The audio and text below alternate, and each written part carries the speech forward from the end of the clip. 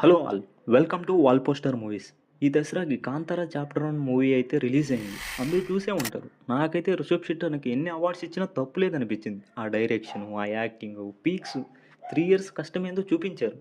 VFX ఎక్కడ పెట్టాలో అక్కడ మాత్రమే పెట్టాడు. మూవీలో కొన్ని నైట్ సీన్స్ అసలు వీఎఫ్ఎక్స్ పెట్టాడా లేదా అన్నట్టు ఉంటాయి. అంత రియలిస్టిక్గా తీశాడు. మూవీ స్టోరీ ఎక్కువైంది కదా అనేసి మూవీలో క్యారెక్టర్ ఎక్కడ తగ్గలేదు. అండ్ స్టోరీ తగ్గట్టు ఎలివేషన్ సీన్స్ మూవ్ అవుతూ ఉంటాయి. సీన్ నుంచి సీన్ షిఫ్ట్ అయ్యేటప్పుడు ఆ షిఫ్టింగ్ విజువల్స్ అయితే సూపర్గా అనిపించాయి నాకైతే. అండ్ మూవీలో కాంతార ఆర్జున్ గురించి చూపిస్తారు. బట్ ఒక్కటే నాకు పర్సనల్గా మైనస్ అనిపించింది. ఆ మూవీలో కామెడీ అంటే సీరియస్గా వార్ జరుగుతున్నప్పుడు అలాంటి సీన్స్లో కామెడీ పండించే విధంగా ట్రై చేశారు.